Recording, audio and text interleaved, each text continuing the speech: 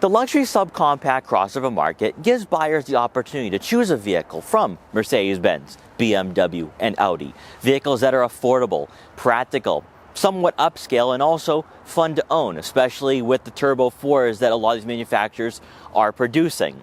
But usually for vehicles like the GLA, the X1, or the Q3, you find yourself missing out on some key features, and it ends up being you get what you pay for. You're not going to get some of the creature comforts that you're going to find in a GLC or a BMW X3 or Audi Q5. But Mercedes-Benz has taken a different approach to this market. It's not just about affordability, it's also what they can give you at a price point under $50,000. Now, we've taken a look at the GLA in the past, and I was genuinely impressed. But for 2024, we have a facelift for the front fascia, the rear fascia, the interior, as well with a more updated Mercedes-Benz user experience. But also more importantly, we now have a mild hybrid system under the hood that's paired with that Turbo 4. And in this video, I want to go over everything about the GLA. Take a look at the exterior, the interior, take it out for a test drive, and also see why. If you're looking at buying a luxury subcompact crossover, you want some of those creature comforts, you want some of those features that makes you feel as though you're driving a very upscale vehicle, then maybe taking a look at the GLA might be a great decision. Now, before we get in this video, I'd like to thank Mercedes Benz of Westwood in Westwood, Massachusetts for allowing me to do this review. The link will be in the description below so you can check out their extensive Mercedes-Benz inventory. Also, before we get started, make sure to hit the subscribe button and click the notification bell so you're notified every time a new video goes live on the channel. And so, without wasting any further time, let's get right in this review. What originally started out as an affordable Mercedes-Benz for younger shoppers has ultimately turned into the brand's most important model in regards to competing in a growing market, with demand increasing as buyers continue to be influenced by the badge and brand heritage. Revamped and completely overhauled a few years ago, the GLA took steps to shed its hatchback appearance for something that resembles the GLC.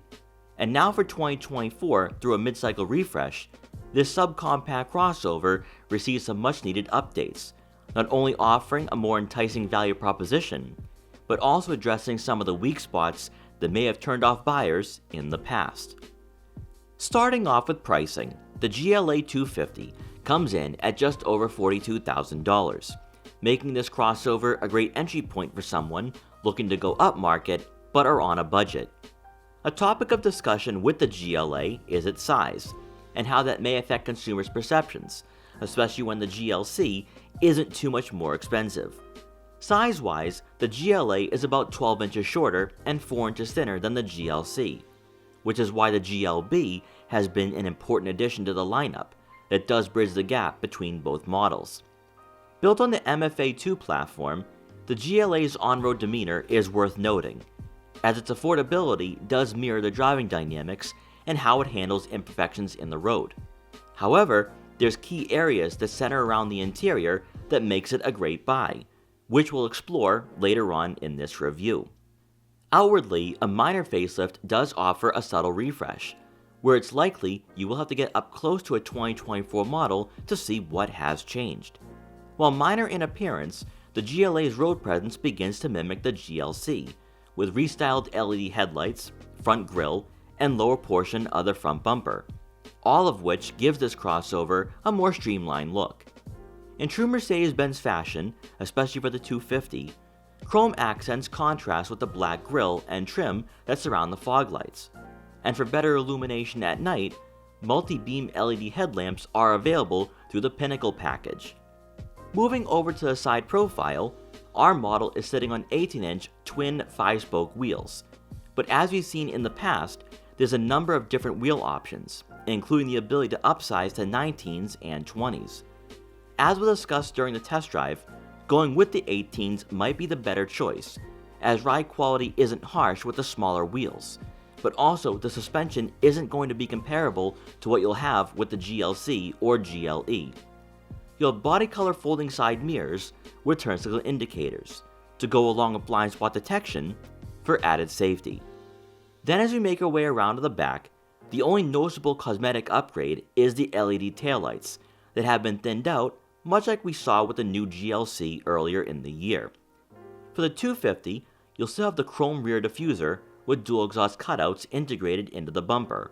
And of course, plastic cladding will be visible throughout the exterior of the GLA. While not a complete overhaul, which is likely coming a few years down the road, aesthetically speaking, the GLA is now caught up with the rest of the lineup, and that theme will continue for the interior as well. Under the hood, nothing changes for the powertrain, as you'll still have a 2-liter turbocharged 4-cylinder engine producing 221 horsepower and 258 pound-feet of torque, and it's paired with an 8-speed dual-clutch automatic transmission. As mentioned earlier, the 2024 model year receives a 48-volt mild hybrid system that mainly improves the smoothness of the auto start-stop system, but also efficiency as well. Some may question if the GLA 250 is lacking power, as rivals begin to boost the horsepower figures even for a base model. However, with a 0 to 60 time of around 6 seconds, they will be par for the course in this market, and more than adequate, especially for a crossover of this size and weight. Our model today does have Mercedes-Benz's 4MATIC all-wheel drive system for better year-round versatility, and when it pertains to fuel economy, you're looking at somewhere in the ballpark of 24 miles per gallon in the city and 34 miles per gallon on the highway. Regardless of what you think about the performance, where the GLA will likely impress is with the interior. And for a model that's not highly optioned, you're greeted by a driving environment that you'd expect from the brand.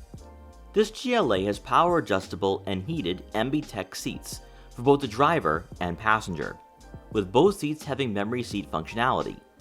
Mercedes is also one of few brands that does offer leather upholstery in this segment, and for those hopping into an AMG line, you can get dynamic inserts for a sportier experience. You'll also discover that just like in prior model years, augmented reality, a head-up display, and onboard navigation, which are all part of the Pinnacle package, will modernize your experience even more, and are typically features not found in a subcompact crossover. Revamped for 2024, there'll be a conjoined screen for the digital gauge cluster and head unit, both of which have been improved cosmetically, but also in terms of layout and design. By using the touch-sensitive icons on the steering wheel, you can scroll through different layouts and features, and customize this screen to your liking. The resolution and brightness makes the gauge cluster easy to read, but also the placement of the screen does limit sun glare. Then as we take a look at the infotainment system, you'll have a 10.2-inch touchscreen, with wireless Apple CarPlay and Android Auto compatibility, with onboard navigation being optional.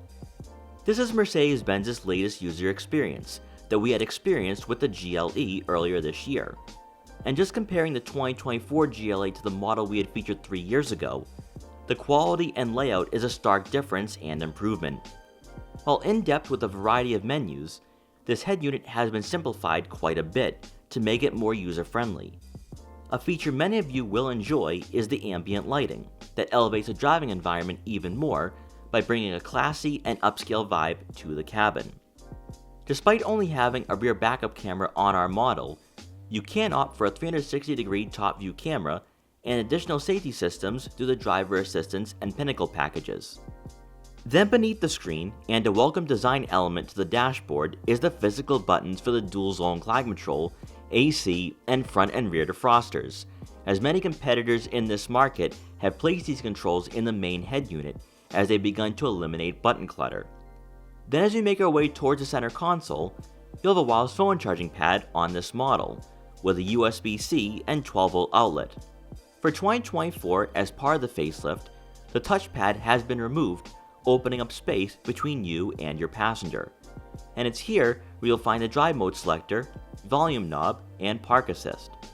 For the center storage compartment, there'll be plenty of room for smaller items, and you'll also find 2 additional USB-C inputs. And rounding out the front seating area, above, we have the optional panoramic moonroof, which will let in a lot of natural light, but also makes the interior feel more spacious. Now moving on to the second row, we're going to start off on the passenger side. And this seat's been adjusted a little further back, it's not on a recline, but I have a good amount of legroom here. Now I was genuinely surprised to find out that the GLA for this generation gives you 38 inches of legroom. That would be on par with a lot of vehicles in this market. And when you take a look at this vehicle from the outside, you're thinking, okay, it's smaller than a lot of its competition, so how is it going to be as practical or as comfortable and accommodating as what we see from other rivals at this price point? Well, legroom is definitely not going to be an issue at all, and that is one thing that Mercedes-Benz did prioritize for this model year, especially since this generation GLA is less hatchback than the prior generation. Now, when it comes to heading a good amount of it, I don't think you'll be hitting your head on the headliner, so if you have taller passengers in the back, everyone should be comfortable. I'm also actually genuinely impressed with the fact that with this seat adjusted a little further back, that I'm not feeling cramped or claustrophobic, but I'm not the tallest person out there, so that wouldn't be too much of a concern for me. But if you do have average size adults sitting in the back of the GLA, I think everyone should be comfortable. Then moving on to the center seat, you're not necessarily going to have the best placements for your feet. Also, the center hump is pretty aggressive, so that will take away from legroom and possibly shoulder room as well. But for the GLA and for a lot of vehicles in this market, and more specifically this generation GLA, which is still one of the more smaller offerings in the subcompact crossover market, you're just not going to be able to fit a third person back here realistically. On a shorter drive, you could definitely do so, but if you're looking for a family vehicle, definitely go with the GLC. Then, on the driver's side, the seat is adjusted to someone of my height, around 5'5", and I have plenty of legroom here. So interior-wise, for the two rows, I think everyone should be comfortable. It's not going to feel very cramped in here at all. Also, one thing to note here with the second row seats, they do provide a good amount of bolstering and support, relatively speaking, for a non-performance model. So if you are on some winding back roads, your passengers won't be swaying around, especially if you're going to the mountains to ski and snowboard this year. Also back here, you do have two rear air vents to go along with two USB-C inputs and a two-pronged outlet. But we do not receive a center armrest with two cup holders, but there is a cup holder on the door panel. As we make our way around to the back, you are going to receive a power liftgate. And inside, behind the second row seats, you're looking at right around 16 cubic feet of room. And that's where you will be sacrificing a bit with the GLA, just because even though it has been upsized for this generation and you have a lot more interior space, it's the cargo area where you will be making some sacrifices. But I was able to fit all my camera gear today, no problem. So that's 2 bags of camera gear, a gimbal box, and a tripod. And I still have more room to store other items as well. So if you are going on a road trip with the family, I think you can easily fit probably 5 or 6 bags of luggage back here with no issues. Also, on both sides of the rear cargo area, you will have some netting and a couple cubbies where you can fit some smaller water bottles, car detailing equipment, or maybe even a first aid kit. Then with the second row seats folded, you're going to have right around 50.5 cubic feet of room.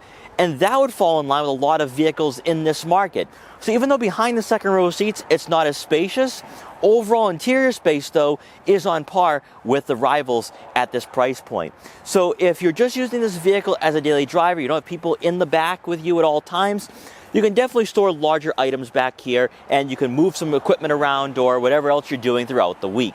Also back here, you will have a rear cargo cover, which will keep all your valuable items out of sight. So if you are like me and you have camera gear or anything else of value, you can leave them back here and have that peace of mind knowing that nobody will be able to peek in and steal what you have. And then once you're done, just press the button and the liftgate will close automatically. Alright, so we're now behind the wheel of the 2024 Mercedes Benz GLA. Let's take this crossover out for a quick test ride to see how it performs, how it handles, how it drives, how it compares to other subcompact crossovers in this market, such as the BMW X1 and Alfa Romeo Tonale, which I have recently featured on the channel. Now, as we already talked about earlier on in this review, the GLA for 2024 gets a mild hybrid system. So let's see how this pairs up with the Turbo 4, and let's also see if that mild hybrid system helps out with the 8-speed dual-clutch automatic transmission.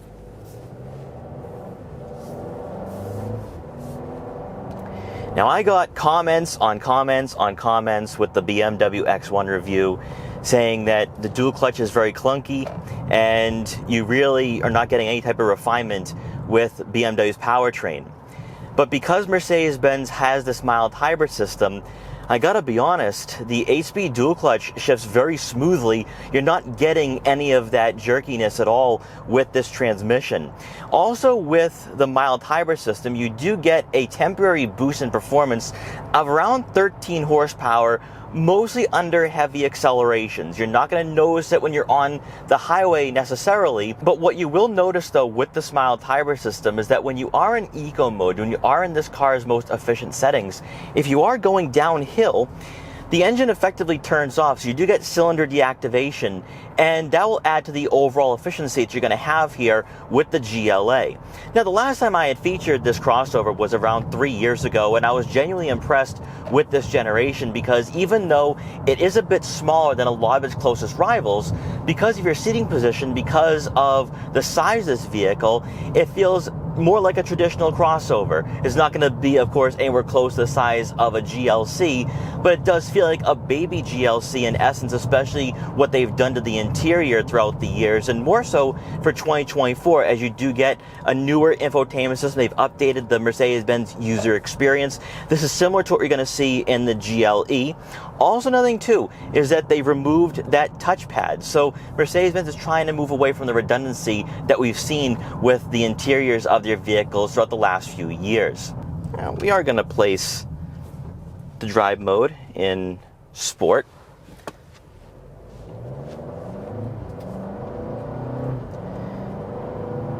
And what I have noticed immediately with the 250 is that they've definitely reworked this transmission.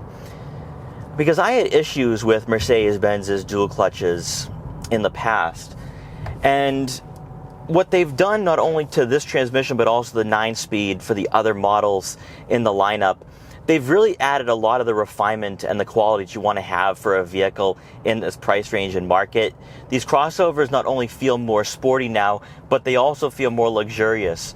And with that, you do have a number of different options to choose from when it comes to the features and the packages. I talked about that 3 years ago, but the fact that you can go with leather seats or dynamic inserts just really gives you a lot of customizability, but really plays into what Mercedes-Benz is all about. The GLA isn't going to be the most performance-oriented. It's not going to be the largest vehicle, so practicality is something you will have to be keeping in mind because you might want to go with the GLC rather than the GLA.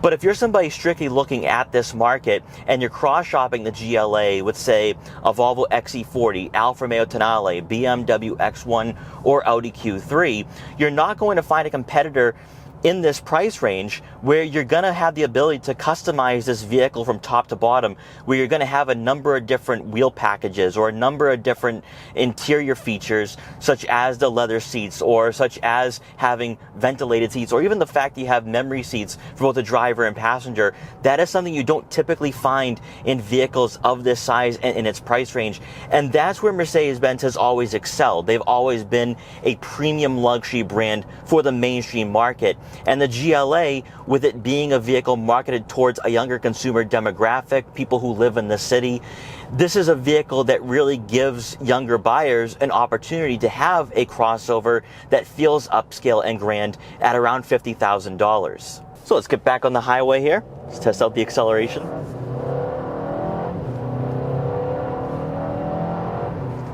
Not too bad at all for a 250.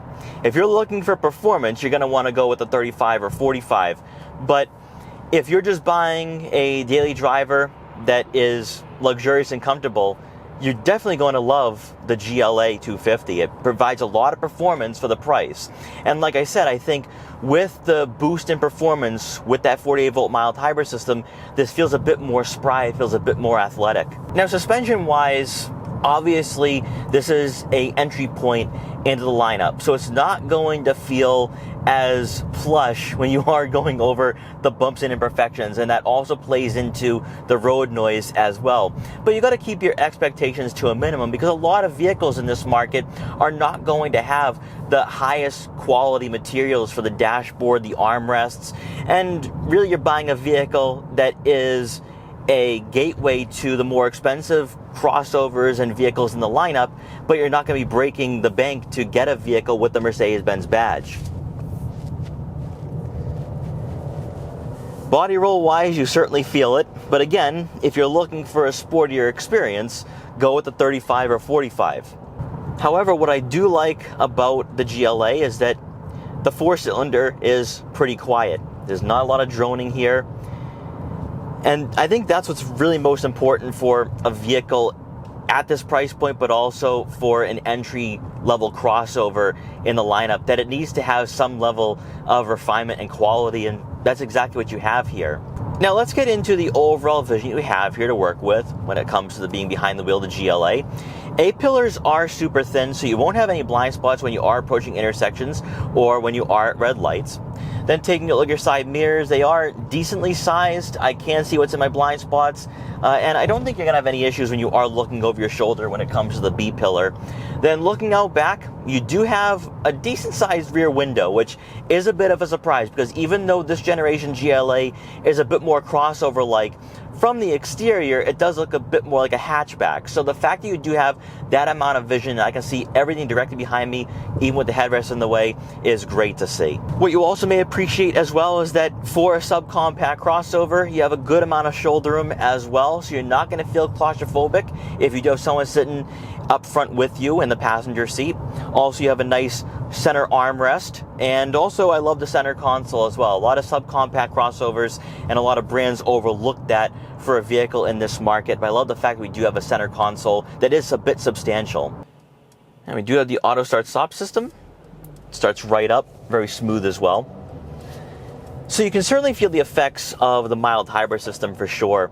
And if you're somebody who is a bit more skeptic and you're wondering, should I go with a brand new 2024 over, say, a slightly used 2022 GLA?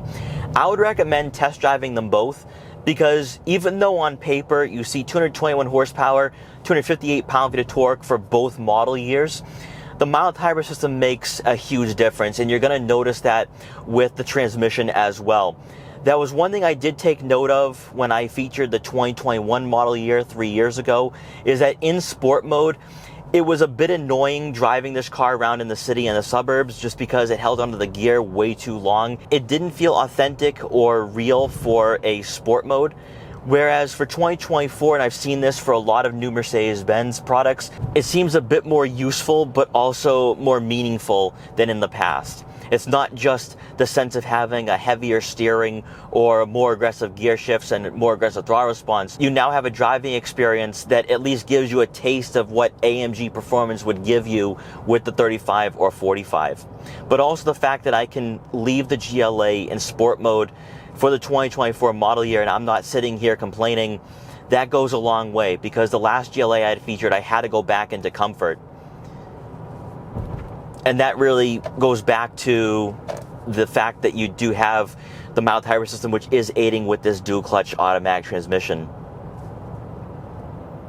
So if you're somebody who has watched my BMW X1 review and you were the ones that commented saying you didn't like the clunkiness of the DCT, take a look at the GLA. Even though you are going to be sacrificing interior space and overall practicality, what you get in return is a more smoother driving experience, but also at this price point, you can tack on some extra features that you might not find in the X1 or Cadillac XT4 or Volvo XC40. Now, unlike the GLC, the steering is a bit more lighter, it's a bit more fluid and agile. But what I have noticed with some of the newer products from Mercedes-Benz is that they've added a lot of weight to the handling, similar to what we see from other German manufacturers. And this isn't too much of a surprise because the GLA is still on the same platform it's been for the past 4 or 5 years. So I'm not expecting a change in the driving dynamics, but that is something you will have to take into consideration. If you're looking for the heavier steering and the weighted steering, then I would say go in the AMG direction. But also, and this really just ties into the size of the GLA, if you're looking for something that is a bit more sporty in a sense, but not an AMG product, but also you want something that's a bit more practical, go with the new GLC. That's a vehicle that when I had reviewed earlier this year, I fell in love with it immediately, and I've loved what Mercedes-Benz has done to the platform for the C-Class and GLC, so that would definitely be a recommendation as well. But for a daily driver, for a vehicle under $50,000, the GLA for 2024 feels just a bit better than what we had experienced in the past. So to quickly wrap up my time with the Mercedes-Benz GLA 250 for 2024, what are my final thoughts and takeaways for this updated and refreshed model? Much like I had said the last time I had featured the GLA, I love the fact that you can tack on a lot of extra features and packages, because many manufacturers will only give you a tech package or a sound package and of course tack on a moonroof. But with the GLA, I feel like this vehicle is a bit more specialized, and it's always been that way, at least for this generation. But 2024 feels a bit more special in my opinion, just because you have the mild hybrid system, but also the newer technology and the facelifted exterior. But that mild hybrid system is what makes the 2024 model so much more compelling, because the performance is more smoother. There's no clunkiness with the 8-speed dual clutch automatic transmission.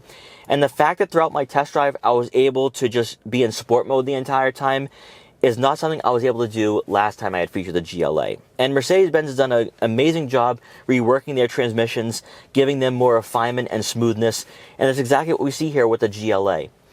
But what I also like too is that for a vehicle at around $50,000, the interior and just the way this vehicle feels, it has the sense of being a true Mercedes-Benz. And I felt that way with the CLA.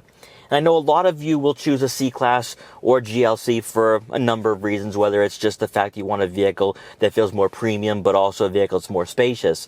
But if you're somebody that's looking to buy a Mercedes-Benz under $50,000 and you want a vehicle that feels luxurious, that does feel premium, that's where I think the 2024 GLA is a great option, especially in this market, because a lot of subcompact crossovers are not going to give you the refinement, they're not going to give you the technology, they're not going to give you the packages that you can tack on if you're willing to spend over 50 grand.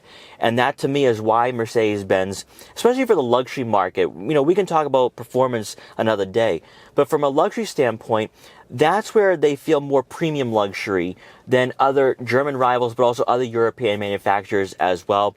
And that's why, even though you are going to be sacrificing when it comes to that practicality, you might want to take a look at the GLA just from the standpoint that under $50,000, you're getting a vehicle that feels very classy, and you're not breaking the bank to do so, but you're also getting a vehicle that definitely gives you the features you want to see at this price point.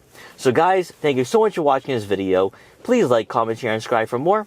Also make sure to follow me on Instagram at Boston Autoblog so you can see what I'm up to and what vehicles I'll be featuring in the future. And I will see you guys next time.